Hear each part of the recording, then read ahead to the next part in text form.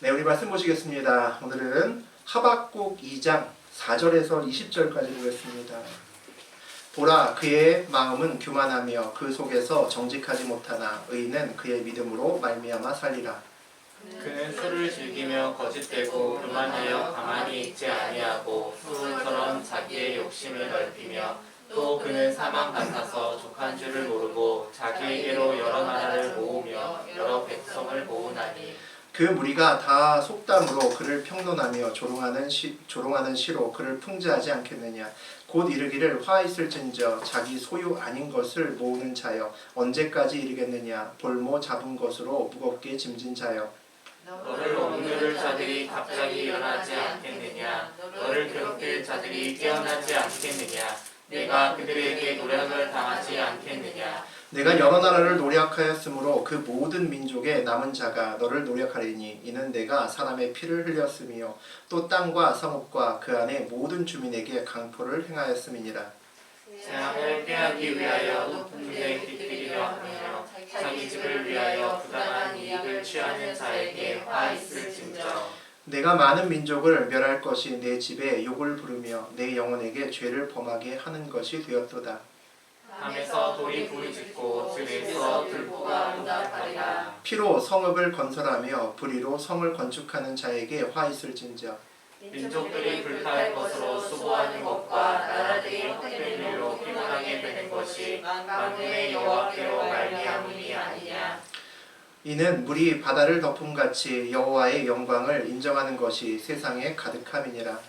이웃에게 술을 마시게 하되 자기의 분노를 더하여 그에게 취하게 하고 그 하체를 드러내려 하는 자에게 화 있을진저. 내게 영광이 아니요 수치가 가득한즉 너도 마시고 너의 할례 받지 아니한 것을 드러내라. 여호와의 오른손의 잔이 내게로 돌아올 것이라. 더러운 욕이 내 영광을 가리리라. 이는 내가 레바논에 강포를 행한 것과 짐승을 죽인 것 곧 사람의 피를 흘리며 땅과 성읍과 그 안의 모든 주민에게 강포를 행한 것이 내게로 돌아오리라. 새긴 우상은 그 새겨 만든 자에게 무엇이 유익하겠느냐. 부어 만든 우상은 거짓 스승이라. 만든 자가 이 말하지 못하는 우상을 의지하니 무엇이 유익하겠느냐. 남에게 깨라 하며 말하지 못하는 돌에게 일어나라 하는 자에게 화 있을진저. 그것이 교훈을 베풀겠느냐. 보라, 이는 금과 은으로 입힌 것인지 그 속에는 생기가 도무지 없느니라. 함께 읽습니다. 오직 여호와는 그 성전에 계시니 온 땅은 그 앞에서 잠잠할지니라 하시니라. 하나님 말씀입니다. 아멘.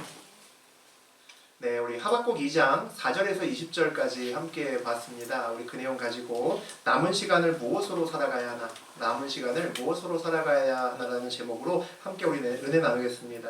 우리 지난 시간에 응답을 애타게 기다리는 우리 하박국의 마음에 대해서 나누었습니다. 매일 영적 망대에 올라가서 오늘에야 하나님의 응답이 올까? 아니면 내일 올까? 그런 마음을 가지고 매일 망대에 올라가서 하나님을 바라보는 하박국의 마음을 나누었습니다. 그렇게 애타게 기다리는 하박국에게 하나님이 응답을 하시죠. 뭐라고 응답을 하셨냐면 묵시를 기록하되 내 응답을 줄 텐데 판에 새겨서 달려가면서도 읽을 수 있게끔 하라고 했습니다. 달려가면서 읽을 수 있게끔 하라고 했으니까 대방 크게, 그죠? 아주 크게, 아주 분명하게 새겨서 지나가다 얼핏 봐도 알 수 있게 만들라는 거죠. 그렇게 크고 선명하게 쓰라는 이유는 뭘까요? 누구나 봐야 되는 중요한 공지사항이기 때문이죠. 단톡방에도 공지사항은 따로 띄워놓잖아요. 그게 따로 띄워놓는 이유가 나중에 못 봤는데요, 그런 얘기가 안 나오도록 하기 위해서 크게 공지사항으로 띄우라는 겁니다. 오늘 그 하나님의 공지사항이 오늘 4절부터 나옵니다. 우리 4절과 5절 다시 한번 읽어보죠. 보라, 그의 마음은 교만하며 그 속에서 정직하지 못하나 의인은 그의 믿음으로 말미암아 살리라. 그는 술을 즐기고 거짓되고 교만하며 가만히 있지 아니하고 수울처럼 자기의 욕심을 넓히며 또 그는 사망 같아서 족한 줄을 모르고 자기에게로 여러 나라를 모으며 여러 백성을 모으나니. 아주 크고 분명하게 세워서 공지사항으로 띄워라 라는 것, 아무나 다 볼 수 있게 하라는 그 말씀, 그 묵시의 내용은 아마도 4절이라고 대부분의 그 신학자들이나 다른 사람들이 해석을 합니다. 그 내용 다시 말하면 그의 마음은 교만하며 그 속에서 정직하지 못하나 의인은 그의 믿음으로 말미암아 살리라. 이것을 크게 써붙이라는 겁니다. 이 4절이 아마 하박국 2장에서는 가장 중요한 핵심절일 겁니다. 이 한 절을 우리가 붙들고 이야기할 수 있으면 되는 거죠. 악인은 교만하고 정직하지 못하여 멸망하지만 의인은 믿음으로 말미암아 살리라 라고 하는 것이 하박국의 2장의 큰 주제입니다. 그리고 5절에서는 그 교만한 자, 악한 자에 대해서 부연 설명을 합니다. 술을 즐긴다라고 돼 있죠. 풍족하게 세상 것에 푹 빠져 산다라는 의미입니다. 거짓되고 교만하여라고 돼 있죠. 교만은 늘 거짓을 동반한다라고 이해하시면 됩니다. 가만히 있지 아니하고 수울처럼 자기의 욕심을 넓히며 교만한 자의 욕심은 블랙홀이라는 거죠. 나는 원래 더 가질 수 있고 더 가져야만 되는 사람인데 누구 때문에 아니면 어떤 다른 이유 때문에 아우 내가 이거 정도밖에 못 가져가네. 그렇게 항상 생각하는 사람입니다. 아무리 가져도 늘 배고프다라고 말하는 사람이죠. 만족이 있지 않은 사람입니다. 그런 사람이 교만한 사람들이죠. 우리가 살면서 아유 미안합니다. 죄송합니다. 제 잘못입니다. 라고 하는 말을 그렇게 잘 듣지 못합니다. 나이가 먹을수록 점점 더 잘 듣지 못하는 것 같습니다. 가만히 주변을 살펴보면 높은 자리에 올라갈수록 그 이야기를 하지 않습니다. 나이가 먹을수록 또 그 이야기에 인색합니다. 또 돈이 많아질수록 그 이야기를 하는 사람은 점점 적어진다라는 생각이 듭니다. 직장 생활하면서도 상사가 또 아랫사람에게 또 교수가 학생에게 미안합니다라고 얘기하는 경우는 참 드물다라는 생각이 듭니다. 또 어른이 아이에게도 마찬가지죠. 부모가 자녀에게도 마찬가지입니다. 미안하다는 말을 잘 하지 않습니다. 불리하면 우리 싸우다가 불리하면 너 몇 살이야 그러죠. 너 몇 살 먹었는데 나이도 어린 게 막 이러면서 화를 내는 것을 특히 우리나라 나이에 민감한 우리나라에서는 많이 봅니다. 그 마음속에 사실은 교만이 있기 때문입니다. 그래서 내가 미안하다, 용서를 구한다 또는 잘못했다라는 말을 하지 않는 거죠. 교만한 사람은 사과하지 않습니다.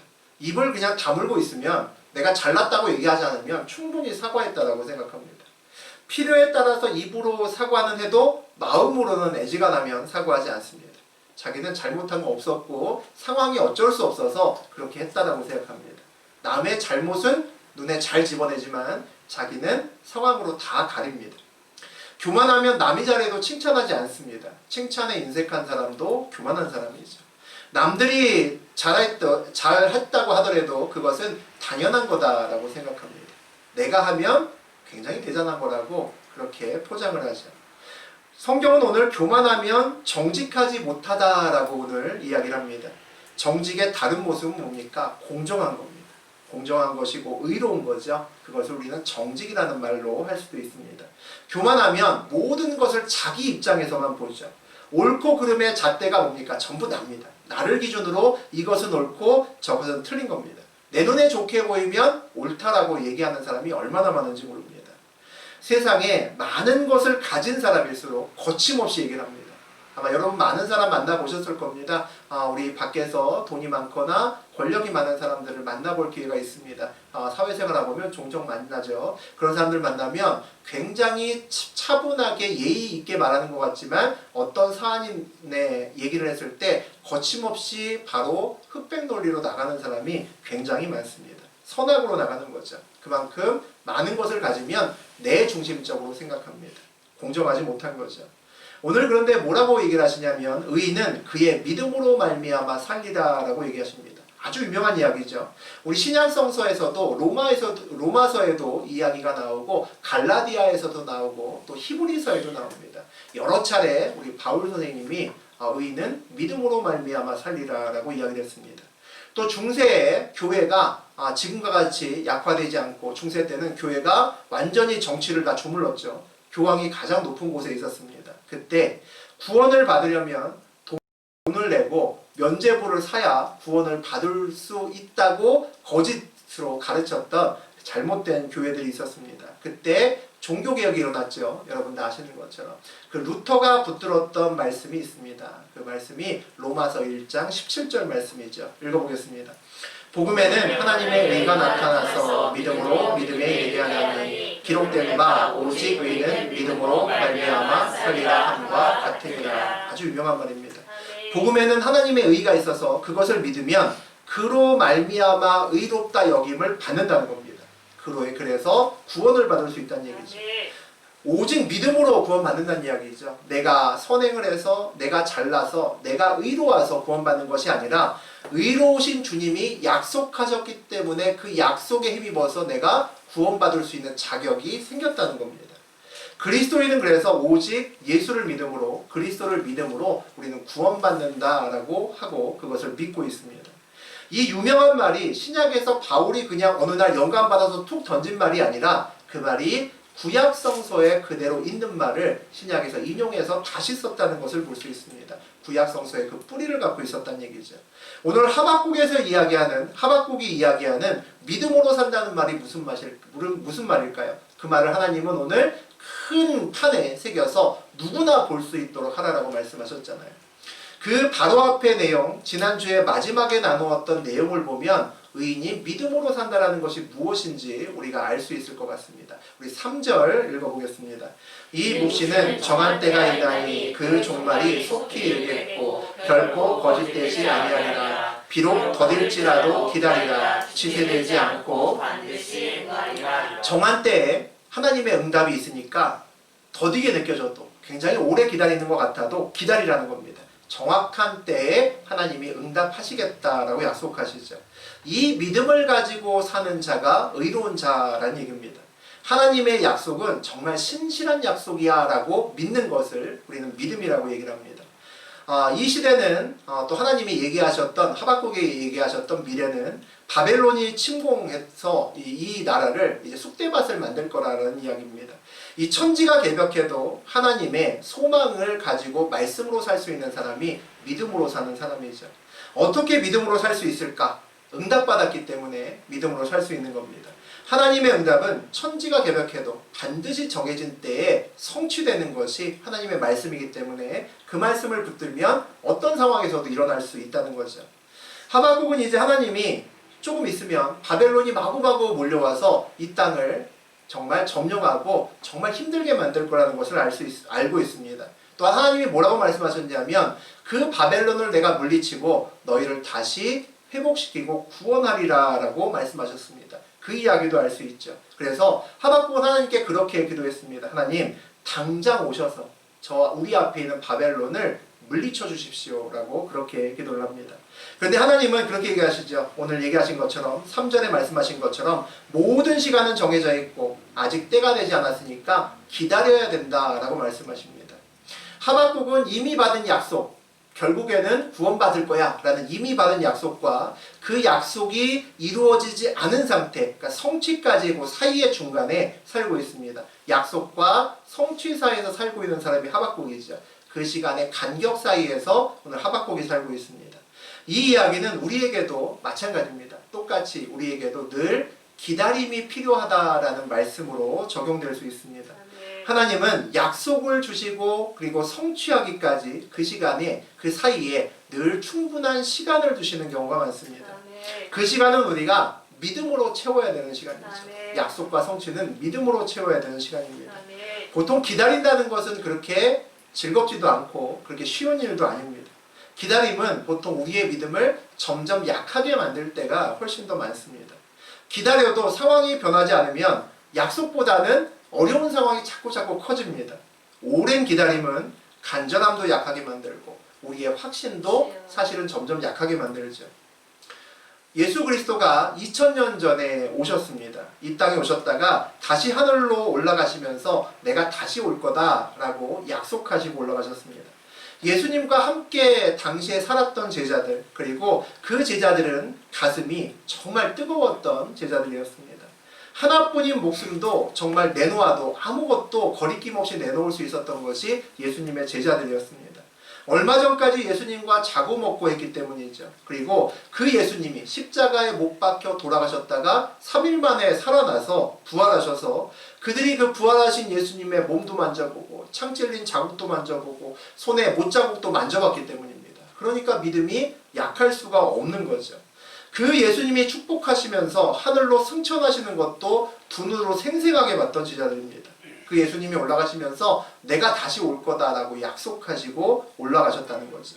그 하나님이, 예수님이 하늘로 올라가는 장면을 보고 부활했던 예수님을 만났던 사람들이 그 약속을 의심하겠습니까? 의심하지 않죠. 그러니까 그들은 로마의 사람들 앞에서도 당당히 서서 죽음 앞에서도 눈 하나 깜짝이지 않았습니다. 그 약속을 눈과 귀로 보고 체험한 사람들이 무엇이 두려웠겠습니까? 아무것도 두렵지 않죠. 그들은 하나님 나라와 예수에 말 그대로 미쳐서 살았습니다. 아무것도 그들을 막을 수 없었죠. 그 결과가 뭡니까? 그 결과가 바로 우리들입니다. 동방의 가장 끝에 있는, 아시아 끝에 있는 작은 나라인 우리까지도 전파돼서 셀 수 없는 교회가 세워졌습니다. 온 세상에 복음이 퍼졌죠. 가장 많은, 지구상의 많은 사람들이 예수 그리스도를 믿고 있습니다. 그런데 문제는 우리죠. 그 어마어마한 십자가의 사건으로부터, 많은 제자들로부터 2000년이나 지난 지금에 살고 있는 우리가 문제입니다. 예수님을 직접 만나고 그의 못자국을 만져보고 예수님이 올라가는 것을 봤던 그 제자들 중에 어느 누구도 우리 주변에 없기 때문에 문제가 되는 겁니다. 맞죠? 그 약속을 2000년이 지난 우리가 그 약속을 도대체 어떻게 기다려야 되는가가 우리에게는 숙제입니다. 하박국 시대에 하나님이 말씀하시죠. 의인은 오직 믿음으로 말미암아 살리라 라고 약속하십니다. 그 약속의 말씀이 바울을 통해서 600년 정도 후에 다시 로마서의 말씀으로 다시 한번 선포가 되었습니다.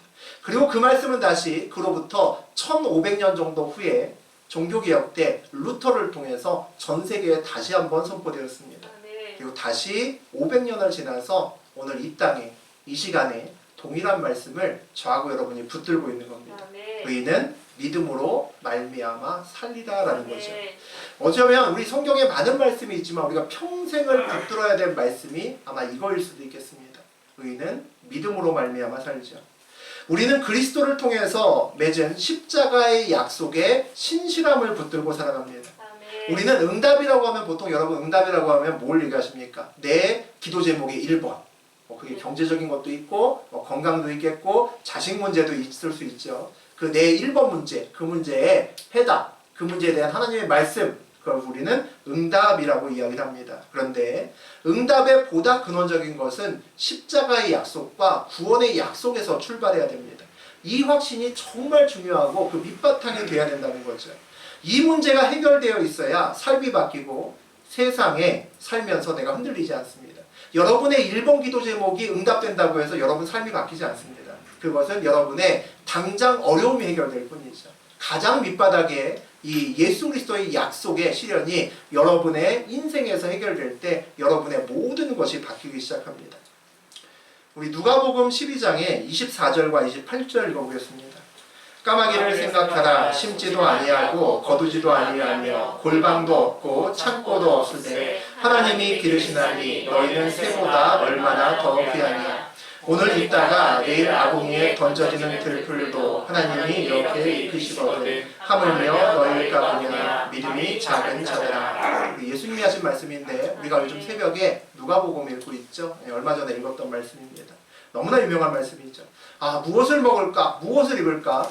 세상살이에 걱정하는 사람들에게 하나님이 말씀하시는 거죠. 예수님이 말씀하십니다. 야, 까마귀를 봐, 들풀을 봐 라고 얘기하십니다. 그런데 사실 우리가 주변에 가서 세상 걱정에 많이 걱정하면서 건강이나 경제적인 문제로 걱정하는 사람에게 가서 야, 까마귀 봐, 들풀 봐, 그럼 뭐라고 하시겠습니까? 화를 버럭 내겠죠. 미쳤냐 그럴 겁니다. 전혀 위로가 되지 않는다는 거죠. 이 말이 전혀 위로가 되지 않습니다. 근데 문제는 심지어는 교회를 다니고 있는 사람한테도 고난을 받은 사람한테도 이 말씀이 그 사람 눈에 들어와도 시큰둥하다는 데 문제가 있습니다. 왜 그럴까요? 문제는 가만 생각해 보니까 하나님이 까마귀보다 들풀보다 나를 더 사랑하시는지에 대한 확신이 없는 겁니다. 그 확신이 흔들리는 거죠. 까마귀하고 들풀 보면 오히려 서글픈 생각이 드는 겁니다. 쟤네는 그래도 잘 먹고 잘 사네. 이런 생각이 들 수 있다는 거죠. 내가 지금 살고 있는 것, 내가 붙들고 있는 것, 나의 집, 나의 차, 나의 월급 이런 것들이 그동안 그래도 내가 나름 아끼고 열심히 살아서 그래도 이만큼이나 가지고 있다라고 생각하는 사람이 얼마나 많은지 모릅니다.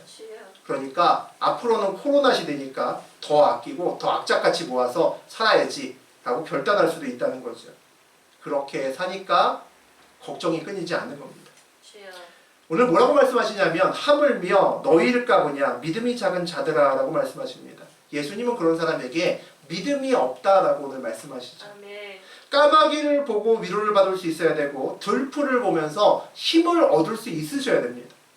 내 상황에 대한 아주 구체적인 기도 제목 1번에 응답을 받기 전에 가장 근본적이고 기초적인 응답을 내가 붙들 수 있어야 된다는 거죠. 그게 십자가의 약속이고 그것이 십자가를 통한 예수님의 응답입니다. 2000년 전에 이미 우리에게 응답하신 그 응답이 나의 응답으로 이미 잡아놓고 그것을 내가 믿음으로 확신으로 붙들고 그 다음에 나의 1번, 2번 기도 제목이 그 다음 순서에 있어야 된다는 얘기입니다. 십자가에 아들을 내어줄 정도로 우리를 사랑하시고 십자가를 통해서 내가 너를 구원하셨다라고 말씀하는 그 믿음이 내 안에 믿음으로 자리 잡아야 된다는 거죠. 십자가를 통해서 우리를 구원하셨다는 것은 우리의 마지막에 대한 약속입니다. 우리의 마지막이 그리스도의 영광과 연결되어 있다. 하나님은 우리에게 우리 인생의 마지막을 이미 약속해 놓으셨습니다.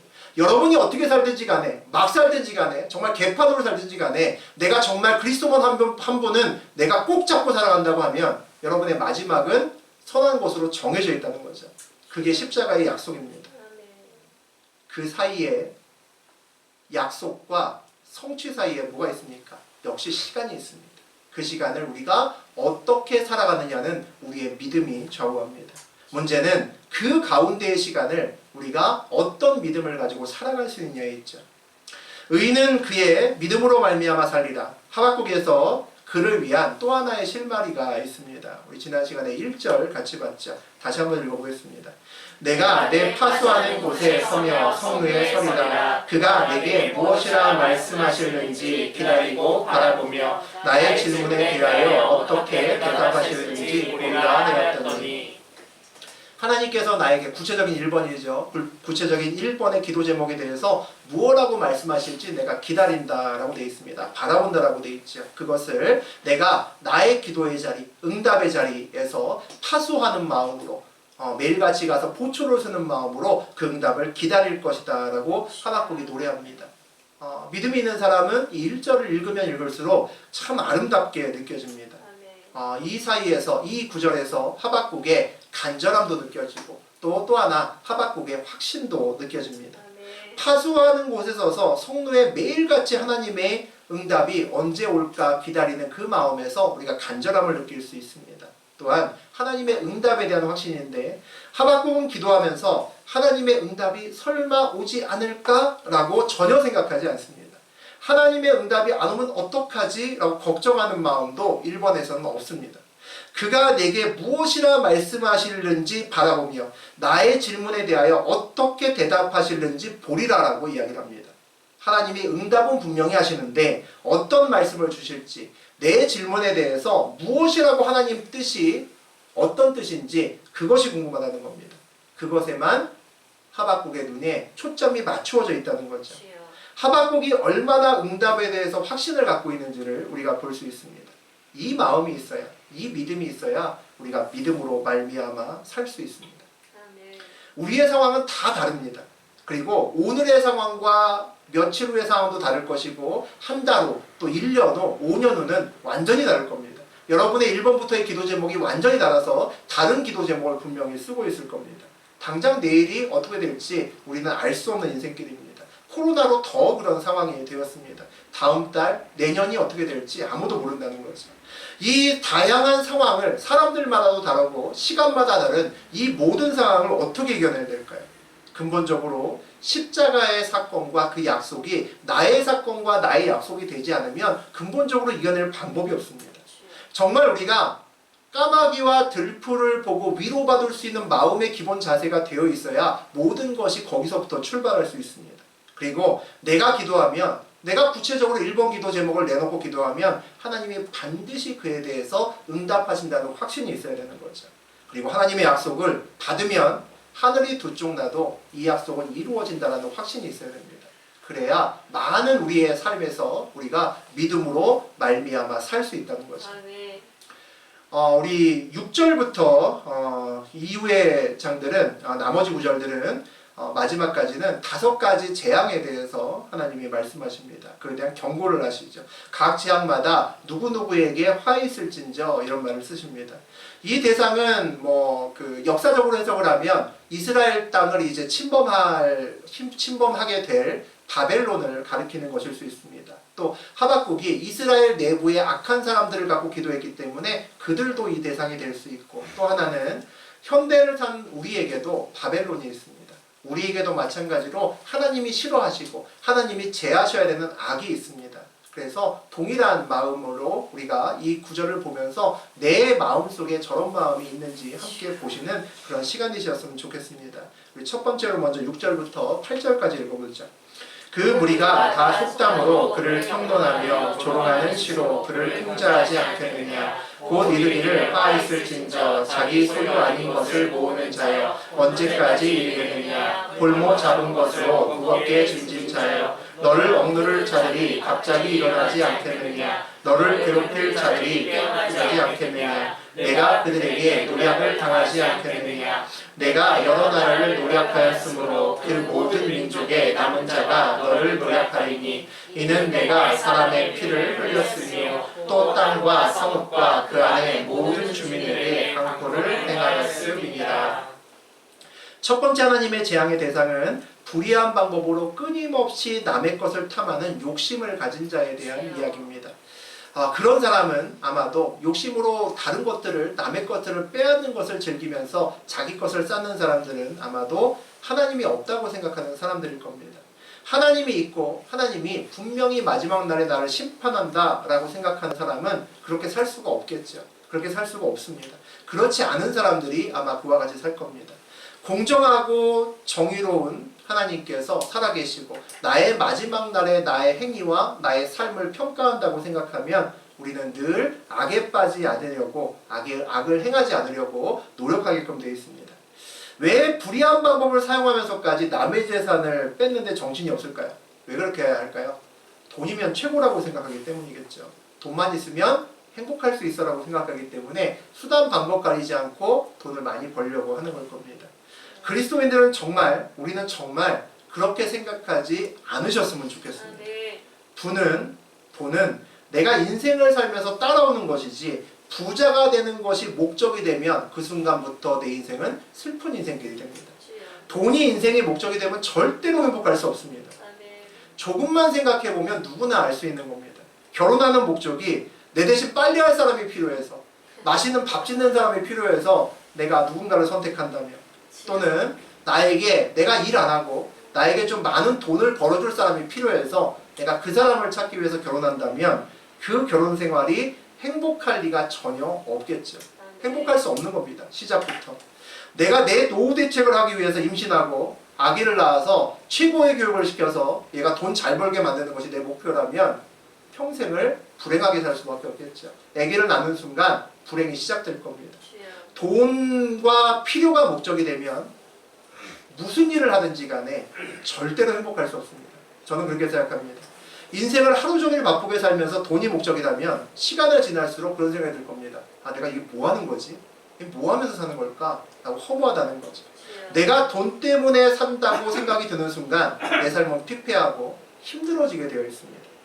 우리는 삶의 의미를 온전한 곳에, 흔들리지 않는 곳에, 가치 있는 곳에 두고 사셔야 됩니다. 우리는 삶의 의미를 실현하기 위해 살고 그 의미를 찾아가면서 사는 존재입니다. 돈과 다른 것들은 우리가 삶의 의미를 찾는 그 길을 잘 가게 만들기 위해서 도와주는 역할을 하는 거죠. 그래야 인생에서 이 큰 돈이 들어와도 그것이 복이 됩니다. 돈이 목적이 아닌데도 돈이 들어와야 행복해집니다. 중요한 말입니다. 내가 돈이 목적이 아닌데 그럼에도 불구하고 나의 인생길에 돈이 들어왔을 때 그 돈이 나의 행복을 위해서 쓰일 수 있습니다. 돈이 목적인 사람에게 돈이 들어오면 어떻게 할까요? 더 많은 돈을 벌기 위해서 투자합니다. 투자한다라고 얘기를 하겠죠. 하지만 사실은 돈에 묶이는 겁니다. 아무리 많이 돈이 들어와도 만족하지 않습니다. 돈이 목적이 아닌데 돈이 들어와야 그 돈을 다른 일에 쓸 수 있습니다. 삶의 가치를 위해서 쓸 수 있고 삶의 의미를 위해서 쓸 수 있습니다. 이것이 물질을 누리는 삶이라는 거죠. 그래서 삶의 목적을 어디에 두고 사는지가 굉장히 중요합니다. 여러분은 부자의 기준이 어느 정도라고 생각하십니까? 한 50억 갖고 있으면 부자인가요? 100억일 수도 있겠죠. 더 많은 사람도 있을 겁니다. 자기를 위해서 더 이상 구하지 않는 사람이 부자 아닌가라고 생각합니다. 나보다 남을 위해서 기도하는 시간이 많아지는 사람이 저는 부자라고 생각합니다. 믿음으로 말미암아 사는 사람의 물질관이 어때야 될까요? 돈은 믿음을 담보로 끌어다 쓸 수 있다라고 하는 것이 믿음 있는 자입니다. 내가 사명을 감당할 때 필요한 돈이 있으면 내가 그것의 10분의 1만 있어도 나머지 것을 믿음으로 하나님이 채우시리라. 내 믿음을 담보로 돈을 빌릴 수 있는 사람이, 하나님께 돈을 요구할 수 있는 사람이 저는 믿음 있는 사람들의 물질관이라고 생각합니다. 그래서 믿음 있는 사람은 돈이 아니라 사명을 붙들고 갑니다. 사명을 따라가죠. 그곳에 하나님의 물질이 있고 그곳에 하나님의 뜻이 있기 때문입니다. 우리 9절에서 11절 보겠습니다. 재앙을 피하기 위하여 높은 데 깃들이려 하며 자기 집을 위하여 부당한 이익을 취하는 자에게 화 있을진저 내가 많은 비족을 멸한 것이 내 집에 욕을 부르며 내 영혼에게 죄를 범하게 하는 것이 되었도다. 담에서 돌이 부르짖고 집에서 들보가 응답하리라. 두 번째 재앙은 교만에 대한 경고를 하고 있습니다. 재앙을 피하기 위해서 높은 곳으로 이사하는 사람, 홍수가 나니까 높은 곳으로 가서 배수로 만들고 나니까 이제 비 와도 괜찮겠네 라고 마음이 평안하게 잠을 잘 수 있는 사람입니다. 앞으로 세계적으로 공황이 올 거니까 돈을 열심히 벌어서 저축을 하고 보험을 여러 가지 들어놨더니 이제 그 다음부터 잠을 편안하게 자는 사람입니다. 만약에 그런 사람 중에 그리스도인이 있다면 문제가 있을 수 있다는 거죠. 우리는 어려움이 오면 그 안에 주의 뜻이 무엇인지 숨겨져 있는 그 뜻을 보려고 애쓰는 사람이어야 됩니다. 우리는 환경이 아니라 하나님의 뜻을 발견하고 그 뜻에 반응하면서 안정을 찾아가는 사람입니다. 어떤 어려움에 사전에 대비하면서 평안한 것이 아니라 그 어려움이 닥칠 때 그 뒤에 있는 주님의 메시지를 읽고 그 하나님의 뜻에 반응해 가면서 점점 평안함을 찾아가는 사람이 그리스도인입니다. 그래서 진정한 그리스도인은 항상 상황보다 먼저 평안함을 회복합니다. 이게 그리스도인입니다. 상황보다 먼저 우리 마음의 평안함을 먼저 회복합니다. 상황이 호전되면서 같이 평안해지는 것은 믿지 않는 사람들도 다 합니다. 내가 어려웠는데 이제 직장도 생기고 돈을 벌기 시작하니까 마음이 편해진다. 이건 다 하는 거죠. 그래서 여러분은 그리스도인들은 살면서 그런 소리를 들으셔야 정답입니다. 그런 소리를 들으셔야 되는 거죠. 아니 상황이 이런데 웃음이 나오세요? 이 소리를 들으셔야 됩니다. 하나님을 믿는 사람은 늘 상황과 함께 말씀이 온다는 것을 압니다. 그리고 그 상황이 아니라 말씀에 먼저 반응합니다. 말씀에 먼저 반응하면 상황보다 내 마음이 먼저 회복됩니다. 내 마음이 먼저 회복되고 그 말씀을 붙들고 있으면 다음에 말씀이 내 상황을 바꿉니다. 그게 믿음에 있는 사람의 삶의 방식이라는 거죠. 상황을 말씀으로 대처하는 것이 그리스도인입니다. 상황을 말씀으로 대처하는 그 상황을 다른 상황으로 대처하는 것은 세상 사람이죠. 우리는 말씀으로 대처합니다. 우리는 말씀이 내 상황을 바꿀 수 있다는 것을 믿습니다. 우리가 어떤 상황에 다른 상황으로 대처한 다음에 마음이 평안하다면 영적으로 눈을 감고 있는 겁니다. 다른 상황을 보고 있다는 거죠. 말씀을 보지 못하고 다른 것을 보고 있다는 겁니다. 12절부터 14절까지 보겠습니다. 피로 성읍을 건설하며 불의로 성을 건축하는 자에게 화 있을진저 민족들이 불탈 것으로 수고하는 것과 나라들이 헛된 일로 피곤하게 되는 것이 만군의 여호와께로 말미암음이 아니냐. 이는 물이 바다를 덮음같이 여호와의 영광을 인정하는 것이 세상에 가득함이니라. 세 번째 재앙은 불의한 방법에 대한 경고입니다. 하나님이 원하지 않는 방법으로 살면 그 삶이 어떻다라고 얘기합니까? 불탈 것으로 수고하는 것과 나라들이 헛된 일로 피곤하게 되는 것과 같다라고 말씀하십니다. 다 만들었는데 열심히 집을 하나 나무로 만들었는데 다음날 다 불타버린다면 헛된 일을 한 거죠. 그동안 집을 짓느라 피곤하고 돈 쓰고 손해본 것만 남아있을 겁니다. 불의하게 남에게 해를 입혀서 어떤 것을 가지면 그 가진 것으로 인해 나에게 절대로 선한 것이 남지 않습니다. 잠시 잠깐의 물질은 나에게 유익할 수 있으나 절대로 그 후에 선한 것이 내 삶에 남지 않습니다. 우리가 살아가면서 많은 TV에서 권력자들과 연예인들을 봅니다. 그 중에 일부는 사회적으로 큰 문제를 일으켜서 아주 남들의 많은 질타를 받는 사람들이 있습니다. 그런데 우리가 볼 때 여전히 많은 것들을 갖고 있어 보입니다. 그런데 절대로 행복하지 않습니다. 그들의 삶에 선한 것이 남지 않기 때문이죠. 그럼에도 불구하고 그들이 돈을 많이 가져서 높은 자리에 여전히 있어서 많은 인기를 갖고 있어서 그래도 부러운 마음이 우리 마음에 든다면 그것은 그들의 겉만 보기 때문입니다. 그들이 가리고 있기 때문에 그의 속을 보지 못하기 때문이죠. 보면 그의 삶의 실상을 보면 어느 누구도 두려워하지 않을 겁니다. 하나님을 믿는다는 것은 오늘 마지막을 보장받는 것이다 라는 것을 알 수 있습니다. 오늘 말씀에 뭐라고 되어 있냐면 14절에 보시면 물이 바다를 덮음같이 여호와의 영광을 인정하는 것이 세상에 가득함이니라. 세상의 마지막에 끝에 하나님의 영광을 인정하는 사람들로 가득 찬다는 겁니다. 우리의 마지막은 그리스도가 재림하고 하나님의 영광을 인정하는 그리스도의 사람들로 가득 찬다는 이야기죠.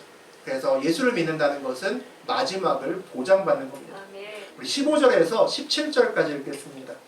이웃에게 술을 마시게 하되 자기의 분노를 더하여 그에게 취하게 하고 그 하체를 드러내려 하는 자에게 화 있을진저 내게 영광이 아니요 수치가 가득한즉 너도 마시고 너로 혈례하지 아니한 것을 드러내라. 여호와의 오른손에 잔이 내게로 돌아올 것이라. 더러운 욕이 내 영광을 가리리라. 이는 내가 레바논에 강포를 행한 것과 짐승을 죽인 것 곧 사람의 피를 흘리며 땅과 성읍과 그 안에 모든 주민에게 강포를 행한 것이 내게로 돌아오리라.